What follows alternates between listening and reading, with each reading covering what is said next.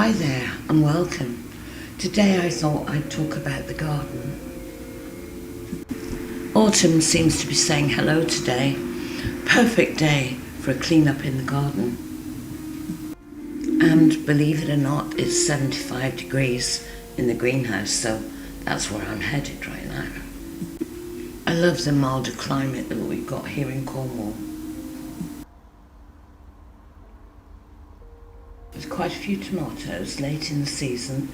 I always grow organically. I don't use any feed whatsoever, just water. They're delicious. Just goes to show you don't need all these chemicals, you really don't. Ooh, look what I found. Now that is a beautiful specimen. Look at that.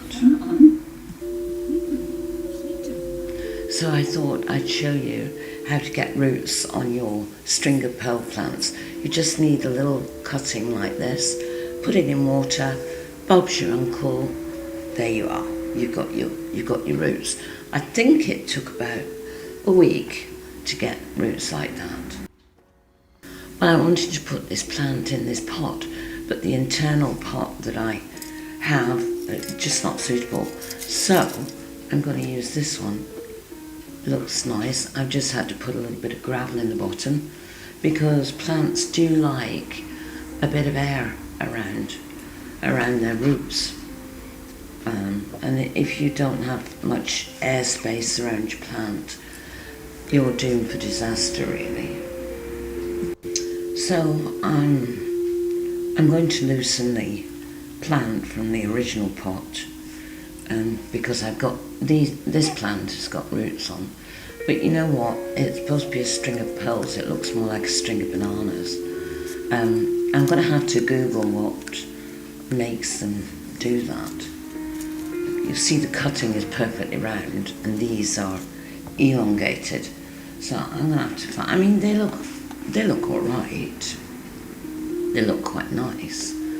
But they're definitely not a string of pearls. Let's put it that way.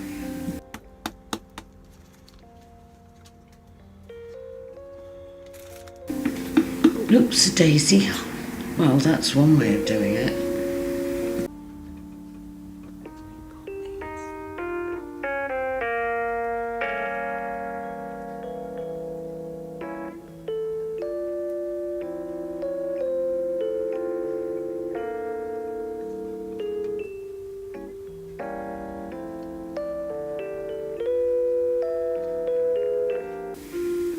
When you put your cuttings in, any cuttings, make sure you make it nice and firm on top. You know, they don't like to be in like very loose soil. You firm just the top down. The bottom of the plant, or from, you know, like say about halfway down the pot, they do like to be in looser soil so the roots can take hold. But the top part of the plant needs to be really firm. So you just press it down. That's all you do, make sure it's nice and pressed down.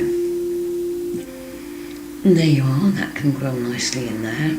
And I'll be cutting bits of it as they get longer and put them in, so you get a nice big bushy plant.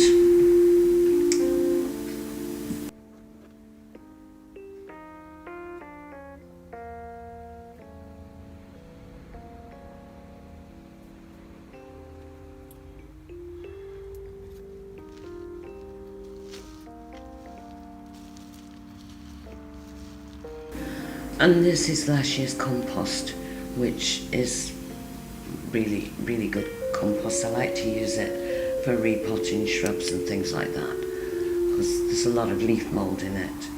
And I just tip it out onto the ground and use it from there. This is this year's compost that I'm making, and it's got leaves and grass cuttings, anything that's soft. Any salad, leftover salad, eggshells, that kind of thing goes in there. Make beautiful compost for next year. All my banana peels, apple cores, anything whatsoever that's organic, it all goes in for next year's beautiful compost. these are just a few cuttings and geraniums that I'm overwintering in the greenhouse. But what I do is I grow a lot of things like aloe vera, spider plants, and I give them all to the charity shop. It's an animal charity shop, so they get, I don't know, they get a couple of pounds or something for each plant, and it gives them, I've got hundreds of them, literally, it just all over the place. So it's nice to think that they're going to, charity. If I see a bit of plant that's broken off, I cannot resist to put it in a pot. And here you're seeing lots of bits that I've stuck in. That's a beautiful mint that we've just seen there. It's eau de cologne mint, and it smells beautiful. It smells like eau de cologne. And this is just to show really that not all the garden is pristine and, showy. This part of the garden is what I call a work area, and I store a lot of plants there that are shrubs and things. And this here is my very own squeeze belly alley. And it really is a squeeze belly alley as well. I can't get my wheelbarrow or anything like that down it. Just about get myself down it.